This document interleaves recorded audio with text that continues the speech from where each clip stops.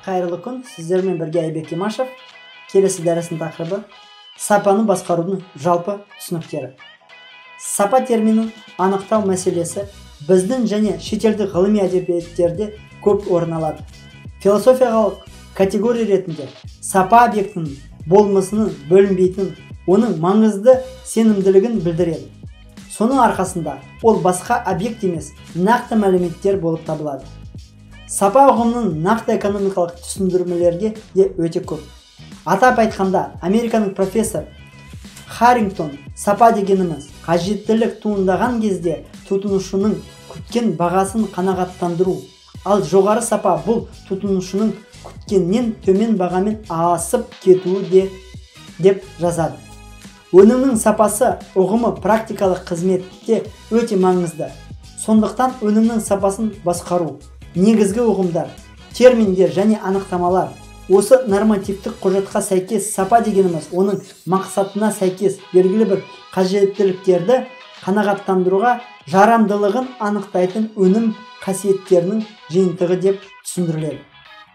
ISO 9000-2000 халықаралық стандартына сәйкес сапа дегеніміз бұл белгілі бір немесе күтілетін қажеттіліктерді қанағаттандыру қабілетін беретін өнімнің қасиеттері мен сипаттамаларды жиынтығы.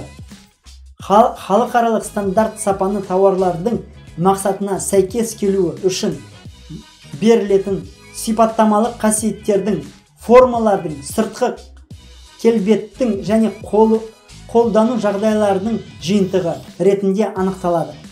Барлық осы элементтер техникалық сипаттамада жобалау кезінде енгізілетін сапа талаптарымен анықталады. Шикізаттың сапасын құрылымдық өлшемдердің, реңктердің үйлесімен, жылтырды және тағы да басқа қамтамасыз ететін конструкторлық құжаттама мен техникалық шарттарларға бұйымдар және тағы басқалар. Меншік бұл өнімнің объективті қабілеті, ол оны жасау, пайдалану және тұтыну кезінде көрінуі мүмкін. Ақау бұл өнімнің нормативтік техникалық құжаттамада белгіленген талаптарға сәйкес келмеуі. Өнім сапасын сандық бағалау тәсілдерін арнайы ғылым анықтайды. Квалиметрия өнімдер мен қызметтердің сапасын өлшеу және сандық бағалау әдістері туралы ғылым. Ақаулардың сипаттамасына байланысты ақау түзілту немесе түзетілуі мүмкін. Бірінші жағдайда түзетудің кейінгі өнімдер мақсатына сай пайдаланылуы мүмкін. Екіншісінде түзету техникалық мүмкін емес, немесе экономикалық тұрғыдан мүмкін емес. Ақаудың себептері мен кінәләрін анықталады және оның алдын алу шаралары белгіленеді.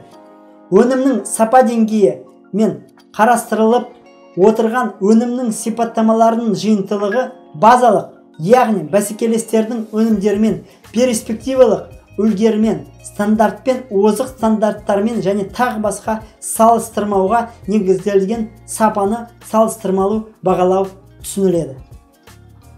Сапаны шығындары әдетте келесі санаттарға бөлінеді. Ақаулардың туындау мүмкіндігі болдырмауға арналған шығындар. Бағалауға арналған шығындар, яғни қол жеткізілген сапа деңгейін анықтауға және растауға арналған шығындар. Ақауларға арналған ішкі шығындар, сапаның келісілген деңгейіне қол жеткізілмеген кезде, яғни оның сатылған дейін. Ішкі шығындар, ұйым ішінде келтірілген шығындар. Ақауларға арналған сыртқы шығындар, сапаның келісілген деңгейіне қол жеткізілмеген кезде, яғни өнімді сатқаннан кейін сыртқы шығындар, ұйымның тыс жұмсалған шығындар. Келесі суретте сапаны шығындардың құрамдас бөліктерін көруге болады. Өнім сапасының деңгейін бағалайтын көрсеткіштерді есептеу белгілі бір мақсаттармен жүзеге асырылады. Олардың ішіндегі ең маңызды өнімнің әртүрлі тұтынушылық қасиеттерін және олардың экономикалық сипаттамаларын салыстыру, яғни оның өнім сапасының оңтайлы деңгейіне анықтау. Тұтынушылардың өнім сапасын қоятын талаптарын өсуімен шығарыланатын өнімнің бағасы мен оның өзіндік құны сөзсіз өседі. Өнімнің құны мен бағасының оның сапалық сипаттамаларын деңгейіне тәуелділігі. Тыңдағандарыңызға рахмет. Сізден бірге Айбек Имашев.